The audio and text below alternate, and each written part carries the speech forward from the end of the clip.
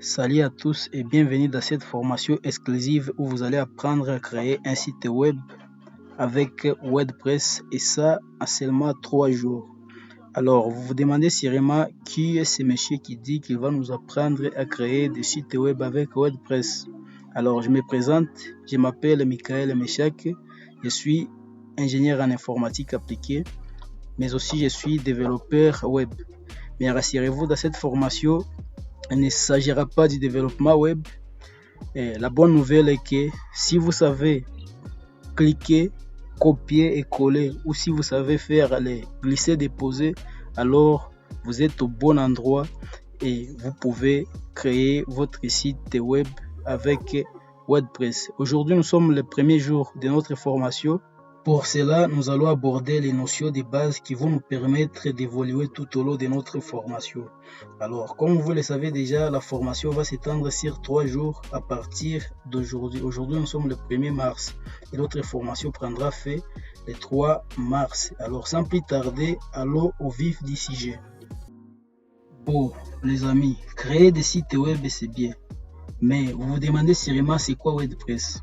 Alors, dans cette formation, on ne va pas beaucoup s'intéresser aux définitions qui sont plus techniques, mais on va y aller d'une manière qui est plutôt simple pour permettre à tout le monde de pouvoir marcher ou aller sur la même longueur d'onde. Alors, par définition, je dirais que WordPress, c'est le CMS le plus populaire et le plus utilisé dans le monde entier. Alors, c'est quoi un CMS? Le CMS, c'est un acronyme anglais qui veut dire Content Management System. Et ça veut dire simplement en français les systèmes de gestion des contenus.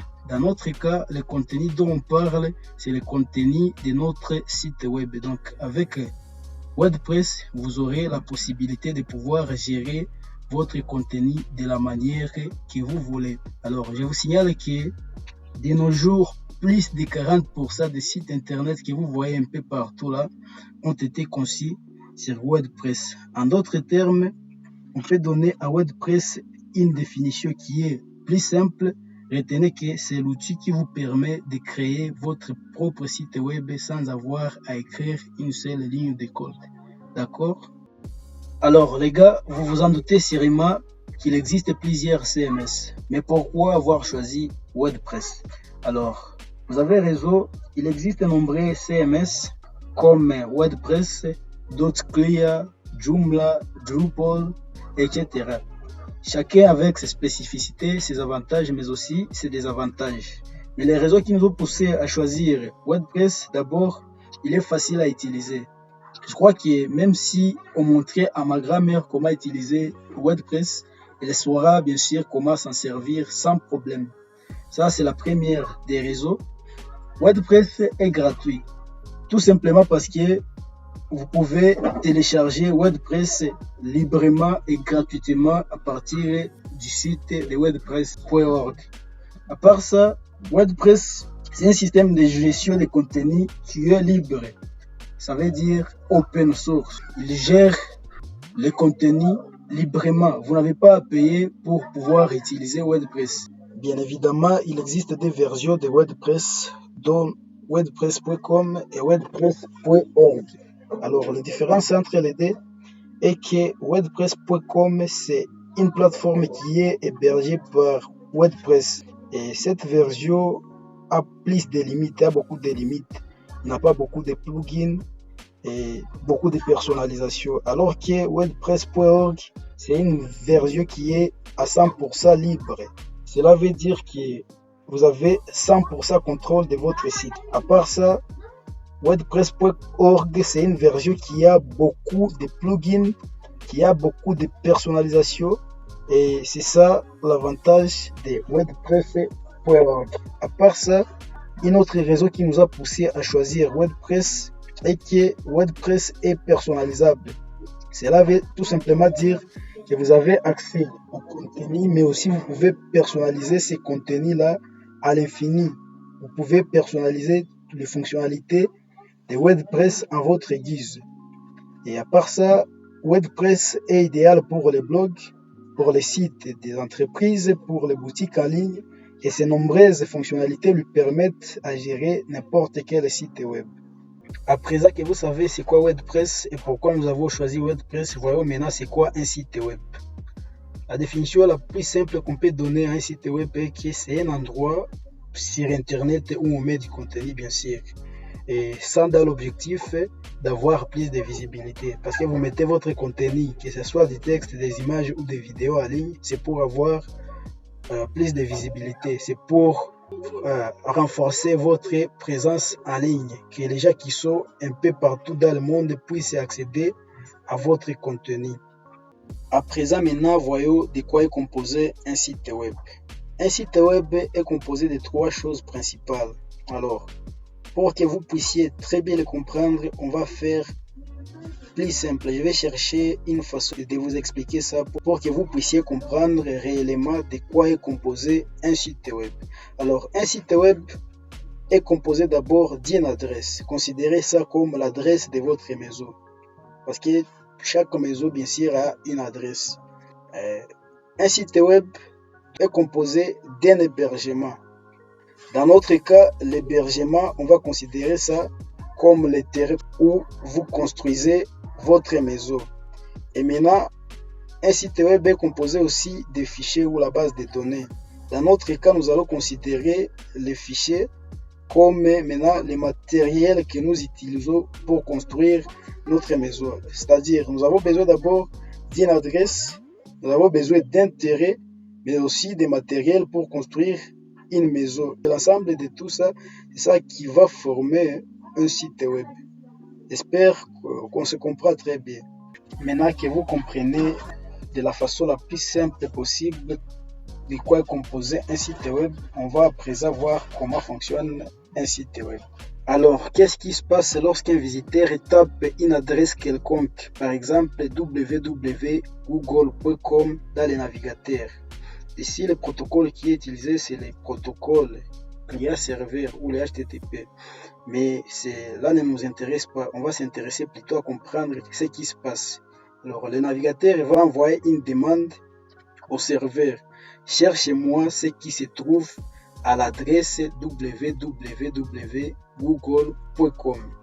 Alors, le serveur, quant à lui, il va fouiller dans sa mémoire pour voir s'il trouve quelque chose à l'adresse indiquée par le navigateur.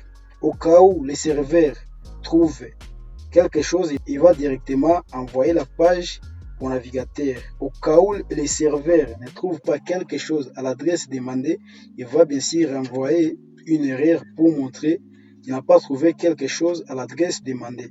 Et maintenant, comme nous le savons, la page qui a été demandée, elle est composée par des milliers et des milliers de lignes de code qui ne sont pas compréhensibles, bien sûr, par les visiteurs.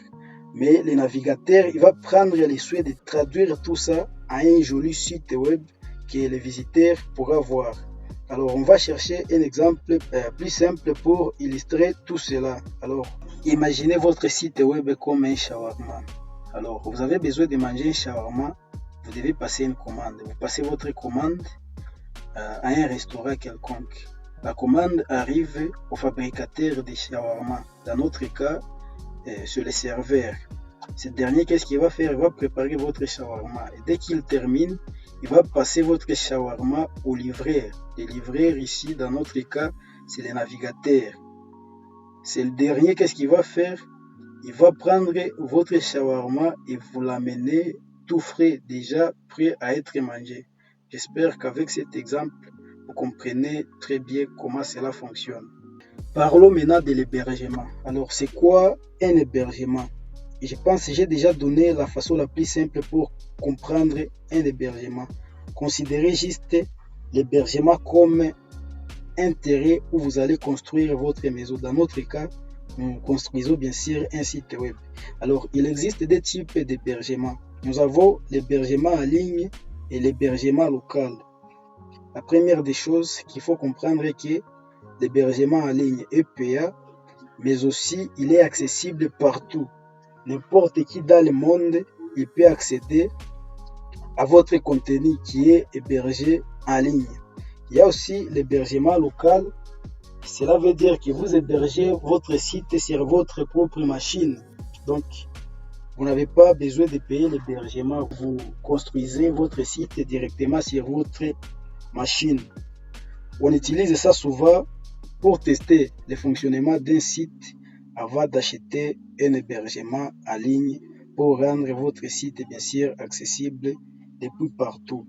Mais dans cette formation, nous n'allons pas utiliser l'hébergement en ligne, mais plutôt l'hébergement local. Pourquoi est-ce que nous allons travailler en local? Parce que nous n'avons pas besoin d'acheter un nom de domaine ou un hébergement juste pour la formation. Deuxièmement, nous avons la possibilité d'expérimenter sans crainte. Donc, vous n'avez pas de crainte lorsque vous expérimentez ce que vous faites sur votre machine. Et en plus de cela, l'hébergement local est plus rapide et plus sécurisé parce qu'il n'y a aucun hacker qui va venir pirater votre site local. Bon les gars, maintenant que vous avez toutes les notions nécessaires pour cette formation, on va passer aux choses sérieuses. Ouvrez directement votre navigateur web et tapez XAMPP. Nous allons télécharger les outils qu'il nous faut pour créer notre site web. On va commencer par XAMPP. Dès que le lien s'ouvre, vous allez cliquer sur Download XAMPP. Cliquez sur le lien là, Download XAMPP. Et là, nous voyons différentes versions de XAMPP. D'où nous avons les versions pour Windows, pour ceux qui utilisent Windows. Nous avons des versions pour Linux, pour ceux qui utilisent Linux, mais aussi des versions pour macOS, pour ceux qui utilisent macOS. Mais moi, personnellement, je suis en train d'utiliser Windows, donc je vais télécharger la version de Windows. Pour ça, je vais prendre la dernière version qui est le 8.2.12. Je vais cliquer sur Download. Et là, je vais attendre que le téléchargement puisse se lancer automatiquement. Donc, je ne vais cliquer nulle part. Je vais juste patienter le temps que le téléchargement se lance. Je vais patienter pour un temps. Et là, je vois que le téléchargement vient de se lancer. Mais moi, j'ai déjà téléchargé. Donc, je vais annuler. Et je n'en ai pas besoin. J'ai déjà téléchargé. Et qu'est-ce qui va suivre? Je vais aller dans les répertoires. Et qu'est-ce qui va suivre? Je vais ouvrir les répertoires où j'ai téléchargé mon logiciel XAMPP pour pouvoir l'installer. Et là, je vois que j'ai déjà l'installateur d'XAMPP ici. Je vais cliquer et je vais exécuter en tant qu'administrateur pour installer XAMPP. Je vais autoriser.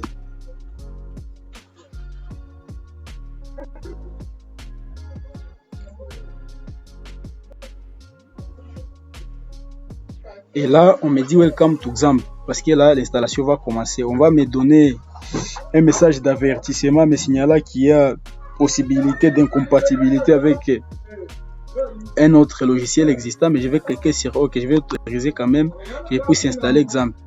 Et là, je vais cliquer Next pour installer. Je vais faire Next. Next. Et là, on me dit que les répertoires n'est pas vide. Le répertoire où j'ai tenté d'installer XAMPP n'est pas vide. Cela voudrait dire sûrement que j'ai un autre dossier qui est intitulé XAMPP. Je vais supprimer ça. Mais vous n'avez pas à vous inquiéter pour ça parce que vous n'avez pas d'autres répertoires qui se nomment XAMPP à votre destination bien sûr. Mais moi, j'en avais, c'est pourquoi l'installation n'avait pas marché. Et là, je vais cliquer directement sur Next. On va me dire de choisir la langue. Je laisse anglais par défaut parce qu'il n'y a que deux langues. Je vais faire Next. Et là, l'installation va se lancer. Alors les gars, l'installation, je vous assure que ça va prendre vraiment beaucoup de temps que je ne saurais pas patienter. Alors pour ça, je vais mettre la vidéo en pause et on se retrouve tout juste à la fin de l'installation d'XAMPP pour la suite. À ce stade, nous pouvons déjà voir que l'installation d'XAMPP vient de se terminer. Alors, on nous dit Setup has finished installing XAMPP on your computer. Do you want to start the control panel now? Alors là, on me demande si je vais ouvrir les panneaux de contrôle d'XAMPP. Qu'est-ce que je vais faire? Je vais laisser cocher parce que j'ai besoin qu'il y ait les panneaux des contrôles d'exemple puissent s'ouvrir, je vais cliquer directement sur Finish. Et dès que je clique sur Finish, le panneau de contrôle d'exemple va s'ouvrir. Et ici, exemple, c'est quoi? Exemple, c'est le logiciel qui va nous permettre de pouvoir simuler un serveur web. Alors, nous avons Apache, c'est l'outil qui va simuler le serveur web. Nous avons aussi besoin de MySQL parce que c'est MySQL qui va nous aider pour la création de bases de données. C'est dans cette base de données que sera sauvegardée la progression de notre site web. Tout ce qu'on sera en train de faire sur WordPress sera directement sauvegardé dans la base de données MySQL. Alors pour ça, ce qu'il nous faut, nous allons faire Start. On va cliquer sur Start, le service Apache. On va cliquer sur Start pour Apache, car je vous ai dit qu'Apache c'est ça l'outil qui va nous aider pour la simulation du serveur web. Et on va aussi faire Start MySQL, qui est notre base de données que nous allons utiliser. Alors, le deuxième outil qu'il nous faut télécharger, c'est WordPress en soi. Pour cela, nous allons nous rendre à nouveau dans les navigateurs. Vous vous souvenez sûrement quand je vous ai parlé des deux versions de WordPress. Nous avons WordPress.com et WordPress.org. Mais dans notre formation, nous avons besoin de WordPress.org. Alors, vous allez vous rendre dans les navigateurs, vous allez taper WordPress.org. Les gars, soyez attentifs, si vous téléchargez WordPress.com, vous aurez sûrement des difficultés. Voilà. Maintenant que vous avez la page de WordPress qui vient de s'ouvrir, qu'est-ce que vous allez faire? Vous allez cliquer sur Get WordPress. Je vais cliquer directement sur Get WordPress et je vais patienter que la page de download puisse se charger. Et là, on vient de me montrer maintenant les liens de téléchargement de WordPress. Il y a ici quelque part Download WordPress 6.7.d. C'est la dernière version de WordPress. Alors, pour télécharger, vous cliquez directement sur Download WordPress. Et là, vous allez fermer ces messages.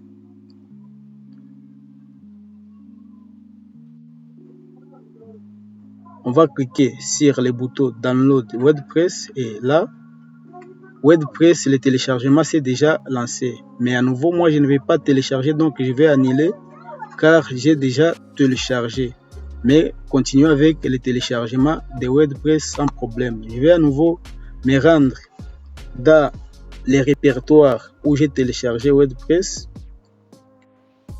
Et on va voir ici que j'ai WordPress 6.7.d. Alors pour commencer, ce qu'on va faire c'est quoi? On va extraire WordPress. Je vais cliquer sur extraire tout. Et là, je vais continuer, je vais procéder à l'extraction de WordPress. Alors, les gars, à nouveau, l'extraction, c'est quelque chose qui va prendre un peu de temps. Alors, on se retrouve tout justement après l'extraction de WordPress. Et bien voilà, l'extraction de WordPress s'est terminée. Nous avons déjà un dossier qui est nommé à l'intérieur bien sûr de WordPress.6.7.d. Nous avons un dossier qui est nommé WordPress. Alors moi personnellement, je vous conseille à renommer ce dossier avec le nom de votre site WordPress que vous allez créer. Moi, je vais nommer ça site WordPress.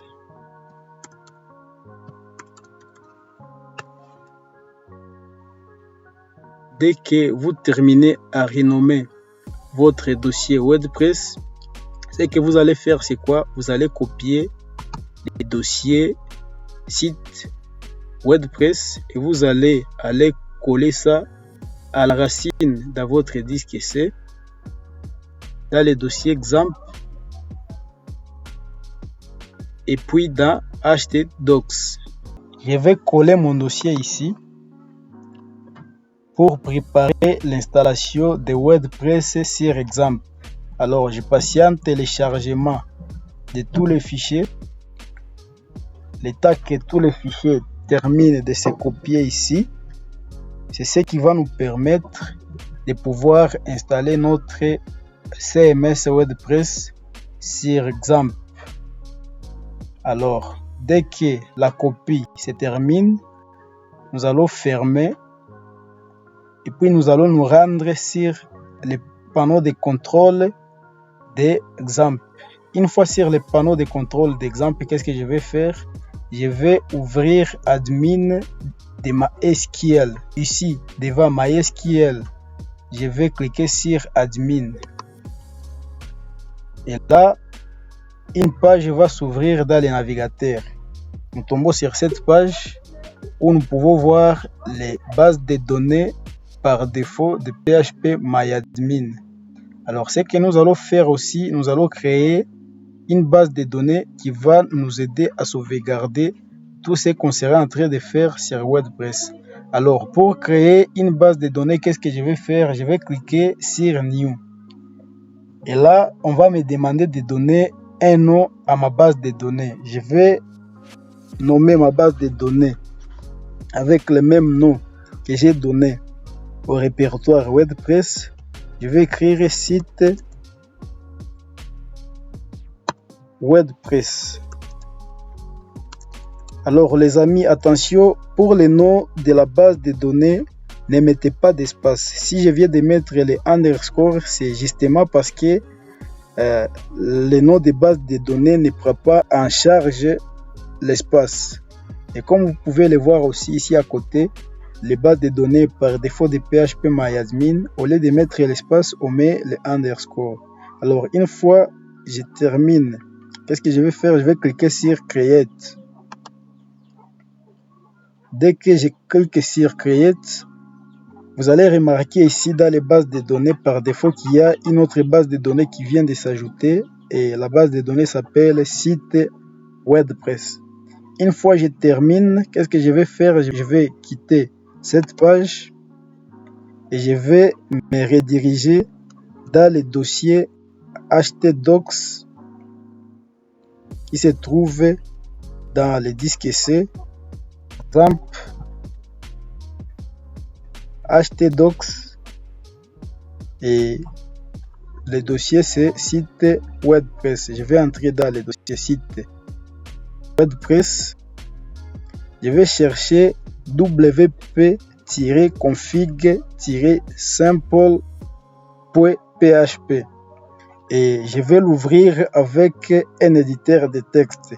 Ici, vous avez les choix. Vous pouvez l'ouvrir avec un éditeur de texte de votre choix. Et ceux qui n'ont pas un éditeur de texte installé sur la machine, on peut utiliser Notepad. Alors, je vais ouvrir avec Notepad. Notepad se trouve sur toutes les machines utilisant Windows. Alors, on va cliquer sur Notepad ou bloc-notes pour certifier. Une fois je suis sur cette page, qu'est-ce que je vais faire? Je vais chercher la ligne où on écrit define db name, database name. Et ici, là où on écrit database name, je vais mettre le nom de ma base de données que je viens de créer. Ma base de données s'appelle site WordPress.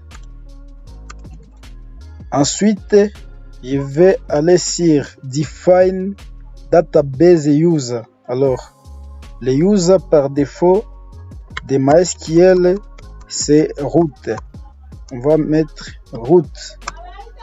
Et en fait, define database password, je vais venir ici et je vais effacer tout ce qui se trouve ici. Password, je vais effacer et je vais laisser vide. Une fois je termine, qu'est-ce que je vais faire? Je vais aller sur Save As, enregistrer sous.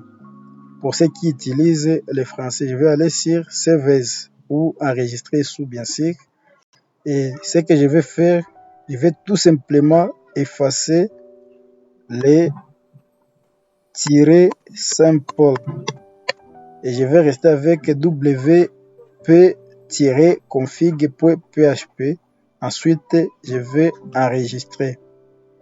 Et là, je vais fermer mon éditeur de texte. Je vais fermer le répertoire. Et je vais maintenant ouvrir un navigateur de mon choix. Une fois dans le navigateur, qu'est-ce que je vais faire? Je vais taper localhost / le nom de votre répertoire. Pour notre cas, c'est site _WordPress. Et je vais taper sur Entrée. Et là, je vais attendre que ça puisse se charger. On va attendre que le répertoire se charge pour pouvoir faire autre chose. Et voilà. Là, on peut directement voir que Xampp vient de prendre en charge WordPress. Et là, ce que nous allons faire, nous allons maintenant configurer les informations de notre site web, mais aussi les informations de connexion à notre WordPress. Alors là, on nous dit de mettre les noms de notre site. Là, je vais l'appeler mon site WordPress. Et là, pour les noms d'utilisateurs, je vais mettre mon nom, c'est ingénieur Michael Meshak. Vous mettez le nom d'utilisateur de votre choix, vous mettez le nom du site de votre choix, et là, vous allez créer un mot de passe. Alors, pour qu'un mot de passe soit pris en charge, il faut que ce soit un mot de passe fort. Un mot de passe fort n'est rien d'autre qu'un mot de passe contenant une combinaison de plusieurs caractères. Ça peut être des majuscules, des minuscules, des chiffres, mais aussi des symboles. Alors, je vais créer un mot de passe fort. Je vais cacher le mot de passe parce que je vais utiliser mon propre mot de passe. Je vais créer le mot de passe.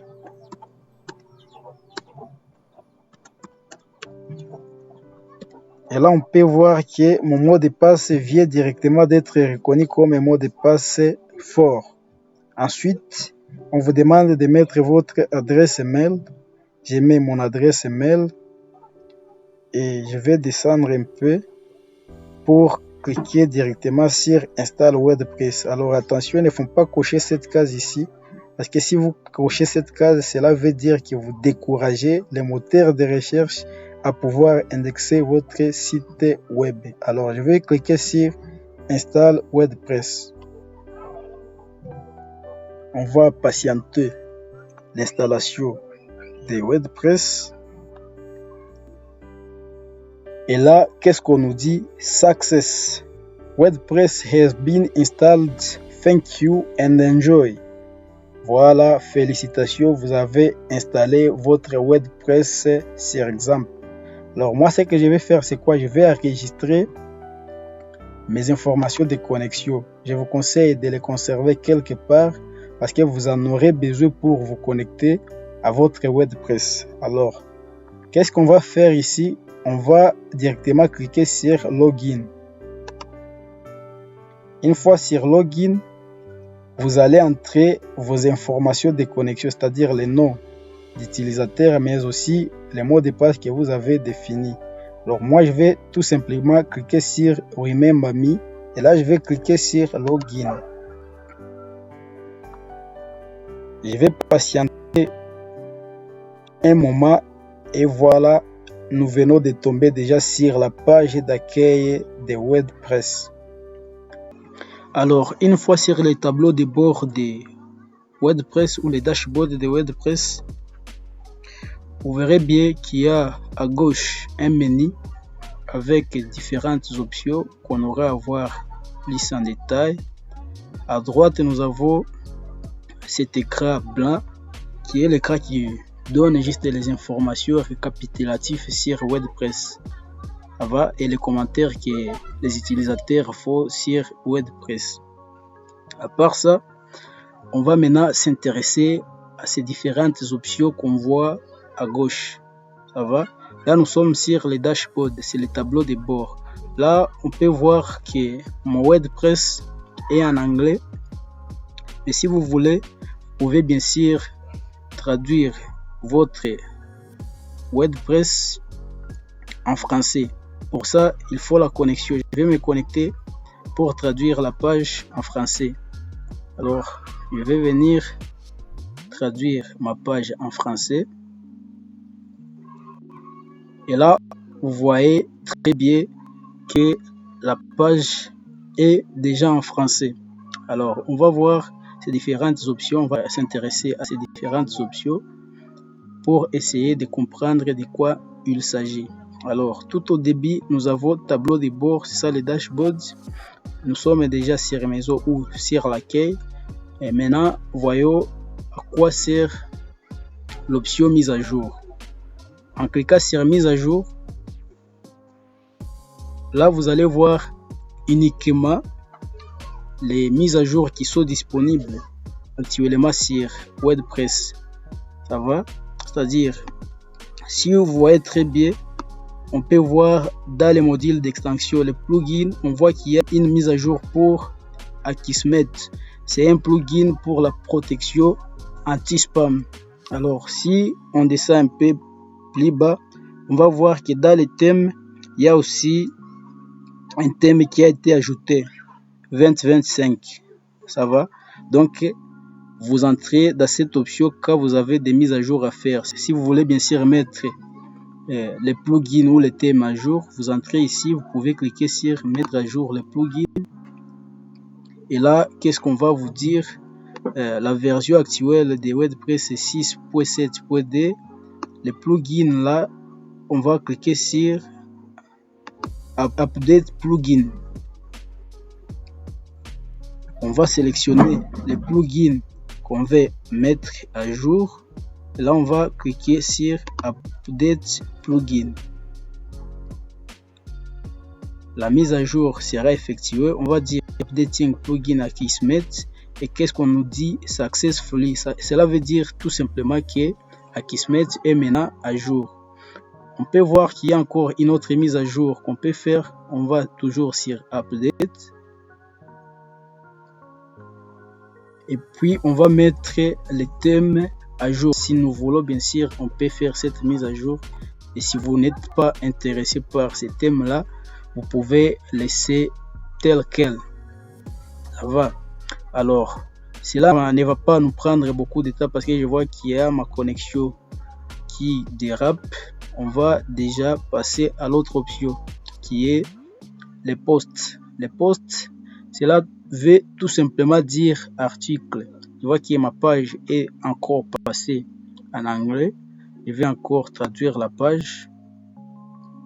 Et là, on voit que post, cela veut dire article. Alors, c'est quoi les articles sur WordPress? Sur cette option article, c'est ici que vous entrez quand vous avez des articles à écrire. Quand vous avez des articles à ajouter sur votre blog, c'est cette option qui va vous servir à le faire. Alors, les articles peuvent être classés bien sûr par catégorie.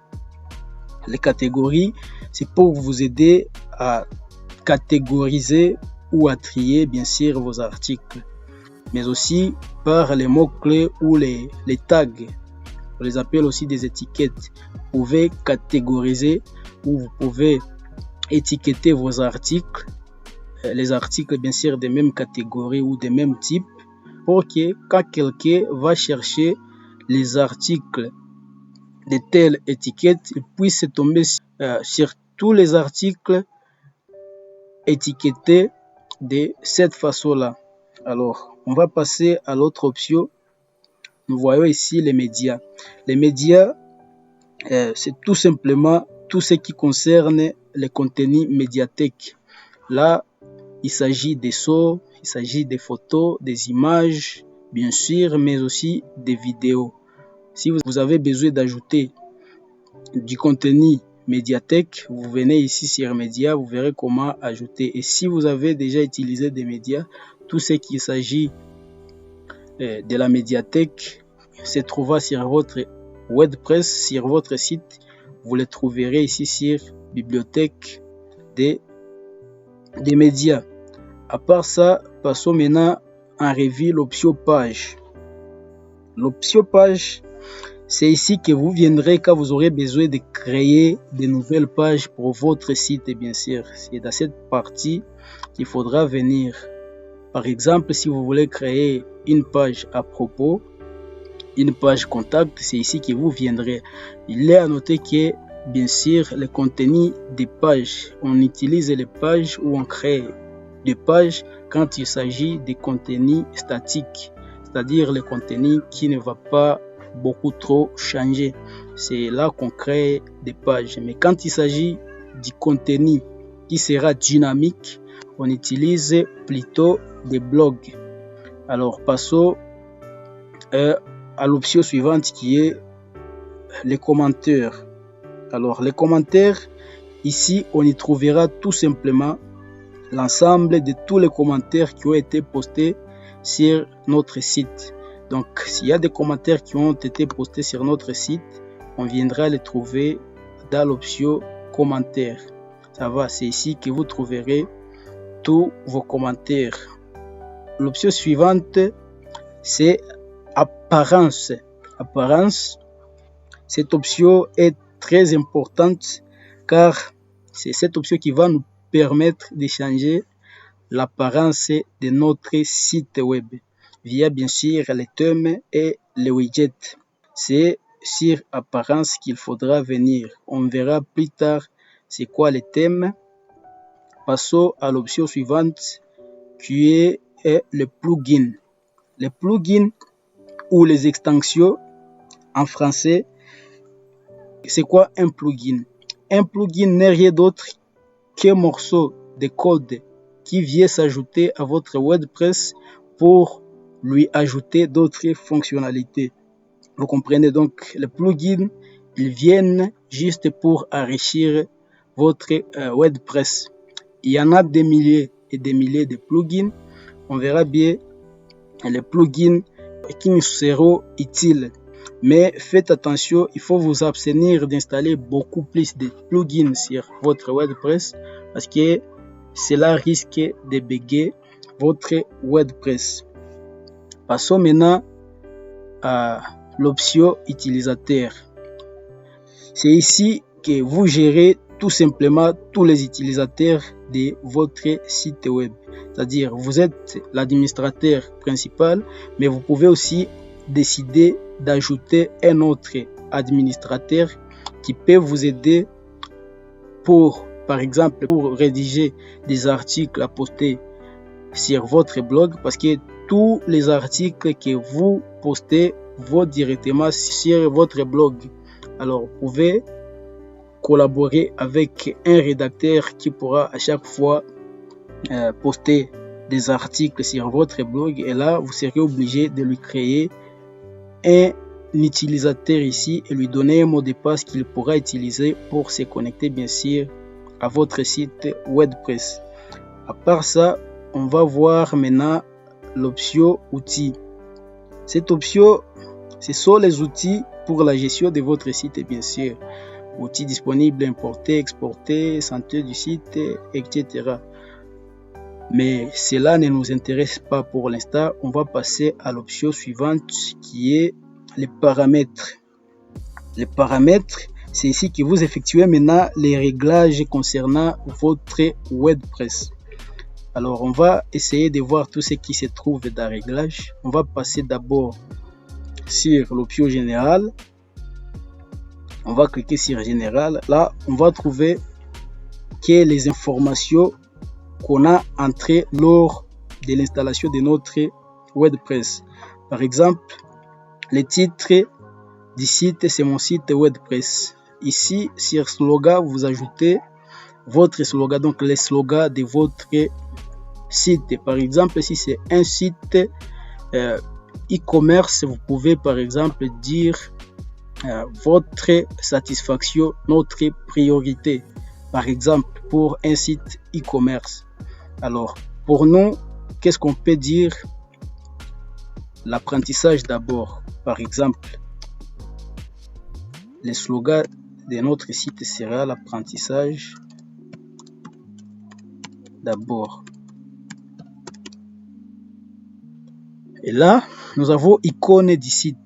Là, vous ajoutez l'icône, bien sûr, de votre site. Si vous avez déjà conçu votre icône au format PNG, et l'icône devrait avoir un pixel, vous venez ici, vous choisissez là où vous avez mis votre fichier et vous ajoutez l'icône de votre site. Là, nous avons notre URL. Ce n'est que l'adresse de notre site. Pour l'instant, on a que http://localhost/site WordPress parce que nous sommes à local. Si vous aviez acheté un nom de domaine, vous verrez ici votre nom de domaine, bien sûr, sur l'URL. Et là, nous avons l'adresse mail de l'administration. C'est vous l'administrateur, bien sûr. Et là, maintenant, vous pouvez soit autoriser tout le monde à pouvoir s'inscrire ou soit vous laisser comme tel. Et là, vous pouvez effectuer différents réglages. Par exemple, la langue du site, les fuseaux horaires, les formats de date, les formats de l'heure, etc. Et dès que vous terminez à effectuer vos réglages, vous allez cliquer sur enregistrer les modifications. Comme ça, les modifications seront prises en charge. À part l'option générale, on va entrer dans l'option écriture. En anglais, c'est writing. Alors, vous allez un peu comprendre parce que dès que j'effectue une modification, le site est en train de se mettre automatiquement en anglais parce que mon exemple est en anglais. Alors, on va traduire encore la page en français. Et là, nous sommes dans écriture ou le writing. Si on clique sur writing, dans l'écriture, je crois qu'on n'aura rien à changer. Parce que, vous savez, WordPress est spécialisé dans la création des blogs. Et dans les blogs, on y ajoute régulièrement des articles. C'est ici que vous viendrez paramétrer vos trucs. Alors, on va passer à l'option suivante où on écrit en Lisa. Vous allez faire les réglages concernant bien sûr vos lecteurs. Vous voyez, si pour chaque publication, il faut inclure les textes intégral, le nombre d'articles par page, tout ça. Alors, on passe à l'autre option qui concerne les discussions. Pour les discussions ici, vous allez paramétrer tout ce qui concerne maintenant les commentaires. C'est ça. Vous allez paramétrer tout ce qui concerne les commentaires. À part cette option, on a l'option concernant les médias. Ici, vous faites les réglages concernant tout ce qui concerne les médias. La taille des miniatures, la taille moyenne. Ici, nous avons les options ou les réglages par défaut. Je crois qu'on va laisser tel quel. À part cette option, nous passons à l'autre option qui concerne les permaliens ou les liens permanents. Alors, cette option est assez importante car c'est cette option qui va vous aider pour les référencements dans les moteurs de recherche. Vous comprenez? Donc, cette option va faire quoi? C'est ici dans les permaliens où vous allez choisir la manière dont vous voulez que vous puissiez apparaître dans les moteurs de recherche. Et la bonne manière pour pouvoir apparaître dans les moteurs de recherche, c'est par nom de la publication. Comprenez le titre ou le nom de la publication. Donc, on va mettre le nom de la publication. Quand quelqu'un fera une recherche où il inclut le titre de votre publication pourra aussi remonter dans les moteurs de recherche. Ça va? Alors, on va enregistrer les modifications concernant les permaliens. Et on va passer maintenant aux politiques de confidentialité ou les privacy. Alors, dans cette option, WordPress vous propose une page de politique de confidentialité par défaut. Vous pouvez soit choisir d'utiliser cette page par défaut de WordPress ou vous pouvez créer votre propre page de politique de confidentialité en cliquant tout simplement sur Create. Alors, je pense on a passé en revue toutes les options disponible dans le menu de gauche. À présent, nous allons afficher le site qui a été généré par WordPress pour voir à quoi cela ressemble.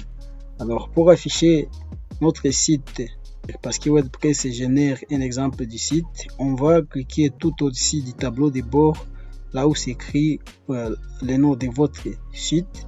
Moi, mon site, je l'ai intitulé mon site WordPress. Je vais cliquer là-bas pour afficher mon site, bien sûr. Alors, voilà les messages de bienvenue. Voilà l'exemplaire ou le squelette de votre site web qui a été généré automatiquement par WordPress. Alors, pour pouvoir personnaliser cela, il nous faut maintenant procéder à l'installation des thèmes, car comme je vous l'ai dit, c'est l'option apparence qui va nous aider à changer l'apparence de notre site, et ça via les thèmes. Si nous voulons changer l'apparence de notre site, il va falloir maintenant télécharger un thème. Alors, pour télécharger un thème, qu'est-ce que nous allons faire? Il y a des façons de télécharger un thème sur WordPress. On va voir directement les deux façons de télécharger. D'abord, je vais retourner sur les tableaux de bord ou les dashboards. Et puis, le choix de thème dépend de beaucoup de choses. D'abord, le thème que vous devez télécharger doit être léger. Il doit être responsive. Ce qui veut dire tout simplement le thème qui est adapté à n'importe quel écran. Parce qu'il y a ceux qui vont voir votre site web sur ordinateur, d'autres vont voir votre site sur les tablettes et d'autres vont le voir dans un téléphone portable. Alors, un thème qui est responsive doit prendre en compte tous les écrans possibles. Pour ça, le thème que j'ai choisi personnellement, c'est le thème Astra, parce que c'est un thème qui est léger, qui est responsive et un thème qui est populaire. Pour télécharger le thème Astra, on va ouvrir le navigateur et on va taper WP Astra.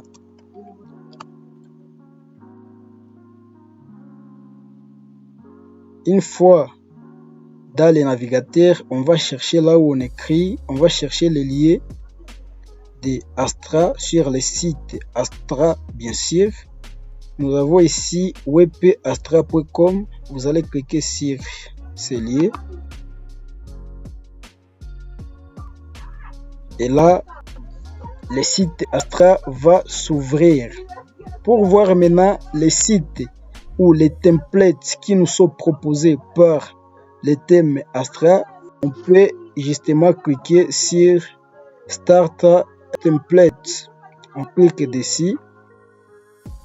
Et là, vous allez voir tous les prototypes des sites qui nous sont proposés par Astra. Vous voyez les amis, il y a des jolis sites ici. Que ce soit des portfolios, que ce soit des sites pour les voyageurs, pour les touristes, pour les restaurants. Ici, il y a des prototypes. Mais les amis, il y a des templates qui sont payants, mais aussi il y a des prototypes qui sont gratos. Tous les templates sur lesquels vous verrez une couronne comme ça, ce sont des templates qui sont payants, donc vous ne pouvez pas les utiliser gratuitement. Mais tous les autres que vous verrez, ça, la couronne là, ce sont des templates qui sont totalement gratos. Par exemple, si nous choisissons de créer un site qui ressemble à celui-ci, on va passer en revue ce site. Vous cliquez sur Live Review. Et là, si vous voulez, bien sûr, vous pouvez déjà développer un site qui ressemble à celui-ci. Et tout ce qu'il vous faudra faire, c'est seulement modifier ce site. Vous modifiez, vous entrez vos données et vous aurez un site qui ressemble à celui-ci. Alors les amis, vous voyez comment WordPress, c'est un CMS qui est vraiment gratos et qui nous facilite la vie. À part ça, on peut par exemple choisir de faire un site qui ressemble à celui-ci. On va voir à quoi ressemble ce site. Vous voyez, c'est un très beau site pour les touristes, bien sûr. Si vous choisissez de faire celui-ci, on verra un peu plus tard comment le faire. Mais ce qui nous intéresse, c'est pouvoir télécharger d'abord les thèmes Astra pour accéder, bien sûr, à tout ça. Vous voyez, les amis, il y a des jolis sites ici. Hein? Par exemple, comme c'est portfolio. C'est vraiment joli. C'est vraiment un joli portfolio. Vous pouvez utiliser par exemple celui-ci et c'est gratuit. Vous voyez les amis. Alors, nous, ce qui nous intéresse pour l'instant, on va télécharger d'abord Astra pour pouvoir accéder à tous ces templates. Alors, pour télécharger Astra, qu'est-ce que nous allons faire? On va cliquer sur Get Started. Et là, on va voir qu'il y a beaucoup de versions. Il y a des versions d'Astra, il y a des versions payantes, mais aussi il y a une version gratuite et ce qui nous intéresse, nous. Alors, nous, on va descendre tout en bas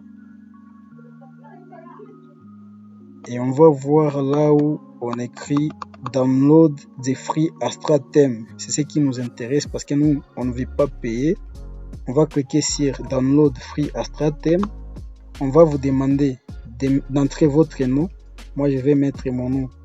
C'est Michael. On va me demander aussi de mettre mon adresse mail qui est meshak@gmail.com. Et là, je vais subscribe and download. Je vais un peu patienter. Voilà. Là-bas, on tombe sur cette interface. Ici, qu'est-ce qu'on va faire? On va patienter et le téléchargement va se lancer automatiquement. Là, on a déjà téléchargé notre thème Astra. Et maintenant, pour mettre notre thème Astra dans notre WordPress, qu'est-ce qu'on va faire? Une fois le téléchargement terminé, je vais revenir sur mon tableau de bord WordPress. Alors les amis, une fois sur le tableau de bord, qu'est-ce qu'on va faire? Je vais me diriger directement dans Apparence. Et je vais cliquer sur Thème. Une fois je suis dans l'option Thème, je vois là où on écrit Ajouter un nouveau thème. Je vais cliquer sur Ajouter un nouveau thème. Et là, on demande de télécharger le thème en question. Je vais cliquer sur Télécharger le thème. Et là, on me dit si vous avez un thème au format zip, vous pouvez l'installer ou le mettre à jour en le téléchargeant ici. Je vais cliquer maintenant sur Choisir un fichier. Et là, je vais me diriger dans mon répertoire de téléchargement. Et je vais choisir Astra 4.8.13. Je vais ouvrir. Et je vais cliquer sur Installer maintenant. Et je vais attendre l'installation du thème Astra. Dès que le téléchargement sera terminé, on va me signaler bien sûr. Et là, on me dit thème install successfully. Voilà, là, le thème a déjà été installé. Ce qui me reste à faire, c'est quoi? Je vais l'activer pour que ce soit mon thème par défaut. Pour ça, je vais cliquer sur Activate ou on peut aller directement sur Live Preview pour voir à quoi va ressembler le thème. Mais nous, on va activer directement notre thème. On clique sur Activate. On attend un peu que le thème soit activé.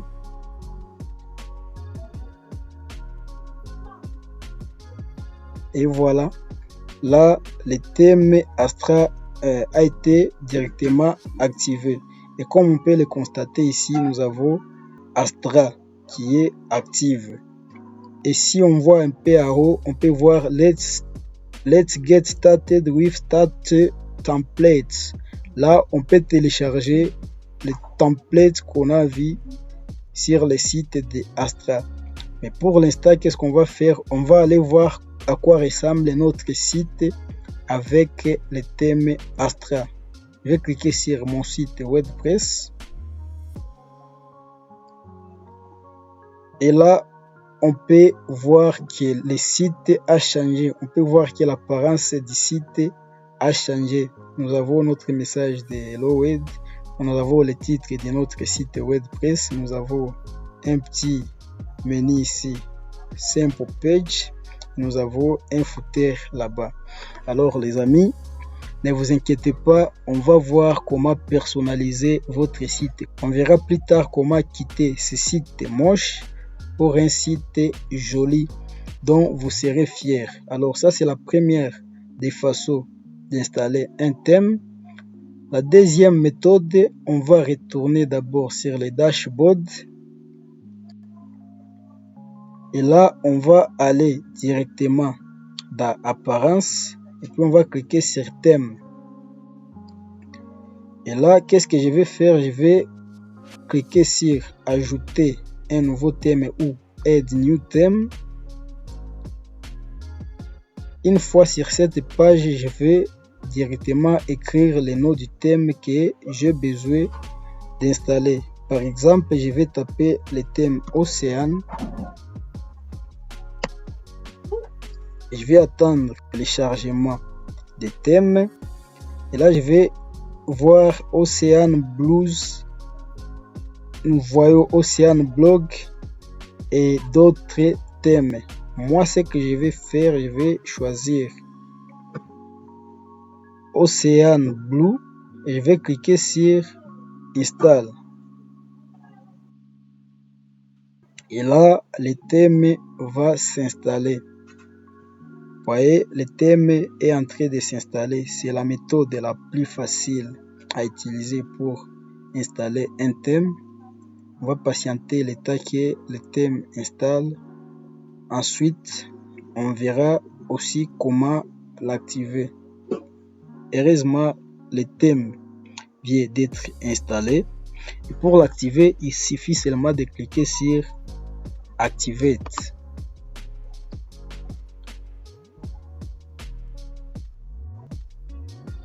Et là, on peut voir que le thème qui est actif maintenant, c'est Ocean Blues.